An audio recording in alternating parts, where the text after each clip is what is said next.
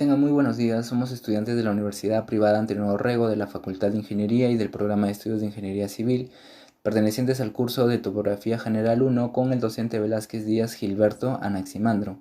El día de hoy vamos a realizar el tema de poligonación cerrada y los instrumentos a utilizar son un teodolito, un trípode, una brújula, un GPS y una wincha. Me presento, soy Carlos de la Cruz y junto a mi brigada Nicola Aguilar Alfaro, Brisa Ornautiniano, Grecia Ibáñez Nolasco, Jennifer Quevedo del Castillo y Diego Benavites. Para la realización de esta práctica de poligonación cerrada nos encontramos en la fachada exterior del pabellón I. Les presentaremos la siguiente práctica. Ahora vamos a realizar la medida de distancias y para ello vamos a utilizar dos jalones. Primero iremos desde el punto 1 hasta el punto 2 y con la ayuda de los jalones vamos a utilizar una wincha y a una cierta altura en ambos lados y vamos a proceder a tensarla correctamente. Y para poder tensar correctamente la cuerda debemos aplicar una fuerza moderada en ambos extremos.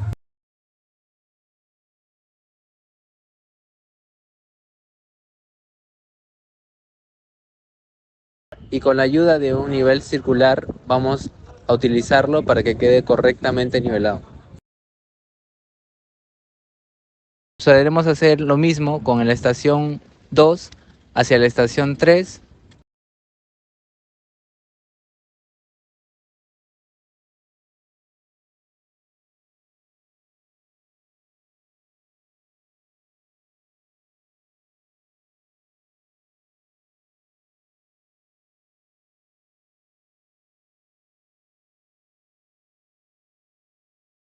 Y por último, desde la estación 1 hasta la estación 3. Y así obtendremos una medida mucho más precisa y correcta.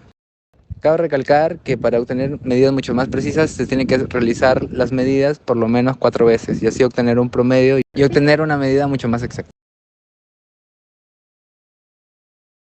En base a este punto realizaremos nuestra puesta en estación. Primero colocaremos las patas del trípode de manera que formen un triángulo equilátero. Destornillaremos y subiremos hasta la altura de nuestro mentón. Seguido a esto, el teodolito lo colocaremos encima de la base del trípode y entornillaremos para que quede fijo. En este caso estamos utilizando un teodolito con plomada óptica, es por eso que debemos realizar el desplazamiento con las patas para poder visualizar nuestro punto en el objetivo. Seguido a esto procederemos a nivelar el conocido ojo de pollo, lo cual consiste en mover cada una de las patas de manera que la burbuja quede en el centro.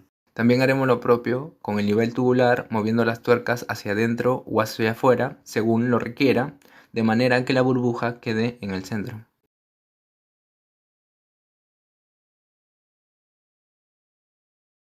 Y así sucesivamente hasta que quede correctamente nivelado todos los ejes elegidos. Para la realización de esta práctica es necesario conocer las coordenadas cartesianas de uno de los vértices de la poligonal y esto lo podemos hacer mediante la ayuda de un GPS. Haciendo uso de la brújula Brunton, vamos a medir el azimut de uno de los lados de la poligonal.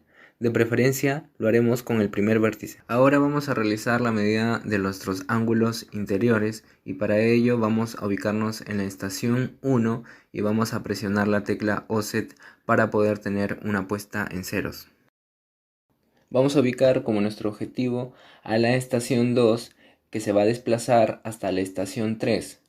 En el teodolito podremos visualizar una medida del ángulo horizontal en el cual al llegar a la estación 3 presionaremos la tecla Hold para poder congelarlo y luego volveremos a la estación 2 y repetiremos el proceso por medio de una medida repetitiva.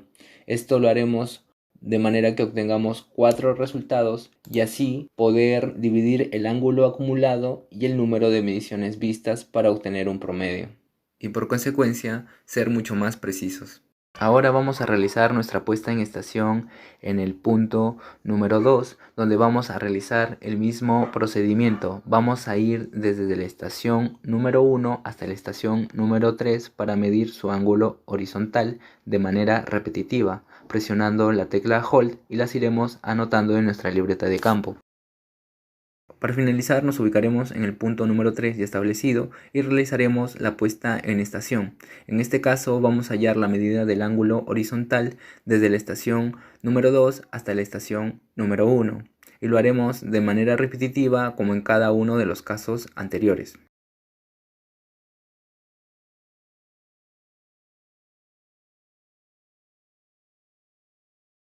Después de haber recolectado todos los datos, los vamos a organizar y los presentaremos en las siguientes tablas. En primer lugar, vamos a presentar la tabla que se refiere al cálculo de ángulos promedios y ángulos compensados. Como se puede visualizar, podemos obtener las lecturas que se han visto 4 veces presionando la tecla Hold. A su vez, también se obtiene el promedio en grados, minutos y segundos, y el error se reparte equitativamente entre cada una de esas medidas. Y a su vez obtenemos en el tramo final el ángulo compensado. A su vez también se presenta esta otra tabla que se refiere al cálculo de lados promedios.